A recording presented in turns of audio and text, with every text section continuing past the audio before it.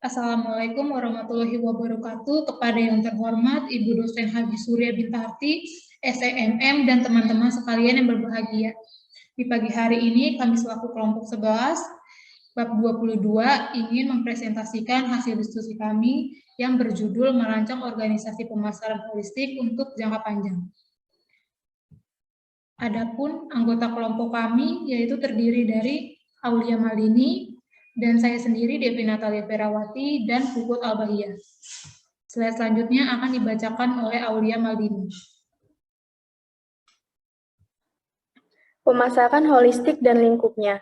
Selama bertahun-tahun, pemasaran telah berevolusi dari pekerjaan yang dilakukan oleh Departemen Penjualan menjadi kelompok kegiatan kompleks yang tersebar melalui organisasi.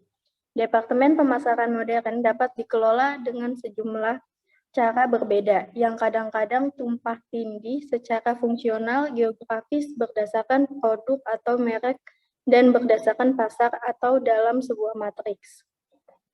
Next. Organisasi fungsional. Keunggulan utama organisasi pemasaran fungsional adalah kesederhanaan administratif. Organisasi fungsional sering menyebabkan perencanaan yang tidak sesuai dengan produk dan pasar tertentu. Yang kedua, organisasi geografis. Sebagai perusahaan harus mengembangkan program pemasaran yang berbeda di berbagai negara karena perkembangan mereknya begitu beragam. Yang ketiga, organisasi manajemen produk atau merek. Manajemen produk juga mempunyai karakter sistem pola jaringan pengumpul dan pengumpan. Yang keempat, ada organisasi manajemen pasar. Keunggulan dari sistem ini adalah mengelola kegiatan pemasaran untuk memenuhi kebutuhan kelompok pasar yang berbeda dan tidak hanya memfokuskan diri pada fungsi, wilayah, atau produk pemasaran. Yang terakhir ada organisasi manajemen matriks.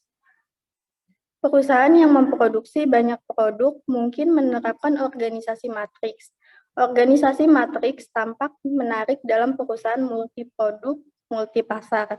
Tetapi organisasi ini mahal dan sering menimbulkan konflik. Next. Hubungan dengan departemen lain. Di bawah konsep pemasaran, semua departemen harus memikirkan pelanggan dan bekerja sama untuk memuaskan hubungan dan harapan pelanggan. Departemen pemasaran harus mengarahkan perusahaan ke titik ini.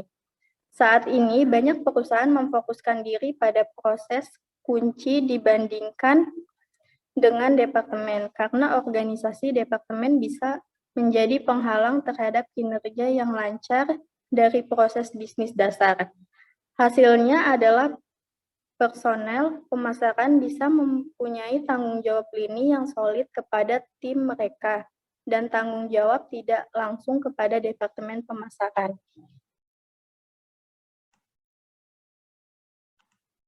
Selanjutnya ada membangun organisasi pemasaran kreatif. Meskipun perusahaan harus berorientasi pada pelanggan, hal ini tidak cukup. Masih dibutuhkan organisasi yang lebih kreatif. Dalam organisasi dibutuhkan kapabilitas untuk menunjukkan diferensiasi antara organisasi satu dengan yang lainnya. Kapabilitas yang dimaksud adalah kapabilitas dalam inovasi dan imajinasi strategi. Hal ini dibutuhkan: 1. Pengembangan hasrat bagi seluruh pelanggan, 2. Pengelolaan segmen pelanggan dan bukan segmen produk, 3. Pemahaman pelanggan melalui riset kualitatif dan kuantitatif. Selanjutnya yaitu ada pemasaran yang bertanggung jawab secara sosial.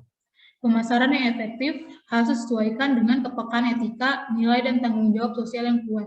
Hampir semua perusahaan memutuskan untuk mengambil peran yang lebih aktif dan strategis dalam tanggung jawab sosial korporat.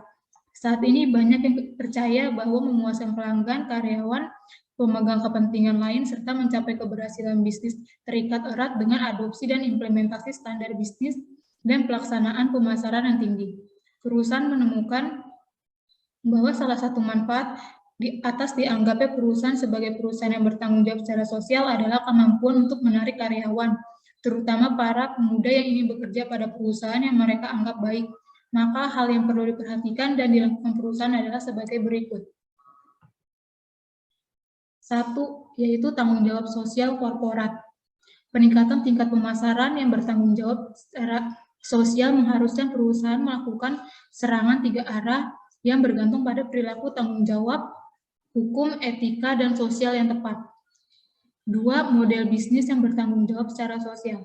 Semakin banyak perusahaan yang mempercayai bahwa tanggung jawab sosial korporat dalam bentuk donasi tunai, kontribusi selain uang, pemasaran terkait gerakan amal, dan program sukarelawan karyawan bukan hanya hal yang besar, tetapi juga hal yang cerdik untuk dilakukan. Yang ketiga yaitu pemasaran terkait gerakan amal. Pemasaran terkait gerakan amal adalah bagian pemasaran berwawasan sosial korporat atau korporat sosial marketing yang didefinisikan oleh Drumright dan Marpi sebagai usaha pemasaran yang setidaknya mempunyai satu tujuan non-ekonomi yang berhubungan dengan kesejahteraan sosial dan menggunakan sumber daya perusahaan atau mitranya. Yang terakhir yaitu pemasaran sosial. Pemasaran sosial atau social marketing oleh organisasi nirlaba atau pemerintah memperluas gerakan amal seperti katakan tidak pakai pada narkoba atau banyak berolahraga dan makan makanan sehat. Selanjutnya akan dibacakan oleh Puput Albahia. Baik, di sini ada beberapa faktor keberhasilan dalam mengembangkan dan mengimplementasikan program pemasaran sosial meliputi, yaitu ada mempelajari literatur dan kampanye sebelumnya, lalu ada memilih pasar sasaran yang paling siap merespon, mempromosikan satu perilaku yang dapat dilaksanakan dengan cara jelas dan sederhana, lalu ada menjelaskan manfaat kata-kata yang meyakinkan, membuat perilaku mudah diadopsi, mengembangkan pesan dan media yang menarik perhatian, lalu ada mempertimbangkan pendekatan pendidikan hiburan. Next. Di sini ada implementasi pemasaran. Implementasi pemasaran atau marketing implementation adalah proses yang mengubah rencana pemasaran menjadi tugas tindakan dan memastikan proses tersebut mencapai tujuan yang dinyatakan dalam rencana.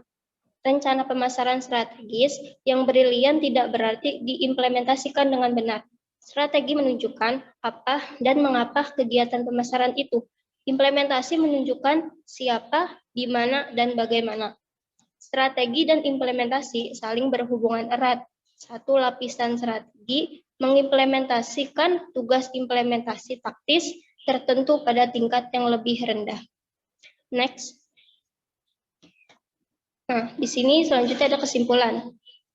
Kesimpulan, pada Departemen Pemasaran Modern dapat dikelola dengan sejumlah cara berbeda, yang kadang-kadang tumpah tindih secara fungsional, geografis berdasarkan produk atau merek berdasarkan pasar atau dalam sebuah matriks. Hubungan dengan departemen lain, di bawah konsep pemasaran semua, departemen harus memikirkan pelanggan dan bekerja sama untuk memuaskan hubungan dan harapan pelanggan. Membangun organisasi pemasaran kreatif. Hal ini membutuhkan yang pertama, pengembangan hasrat seluruh perusahaan bagi pelanggan. Kedua, pengelolaan segmen pelanggan dan bukan segmen produk. Dan ketiga, pemahaman pelanggan melalui riset kualitatif dan kuantitatif. Dalam pemasaran yang bertanggung jawab secara sosial yang perlu diperhatikan, yaitu tanggung jawab sosial korporat, model bisnis yang bertanggung jawab secara sosial, pemasaran terkait gerakan amal, dan pemasaran sosial. Implementasi pemasaran adalah proses yang mengubah rencana pemasaran menjadi tugas tindakan dan memastikan proses tersebut mencapai tujuan yang dinyatakan dalam rencana. Di dalam evaluasi dan kendali terdapat 4 jenis kendali pemasaran yang dibutuhkan, yaitu ada kendali rencana tahunan, kendali profitabilitas, kendali efisiensi, dan kendali strategis. Terima kasih. Sekian presentasi dari kelompok kami, kurang lebihnya mohon maaf. Bila ada yang belum paham, boleh ditanyakan. Terima kasih.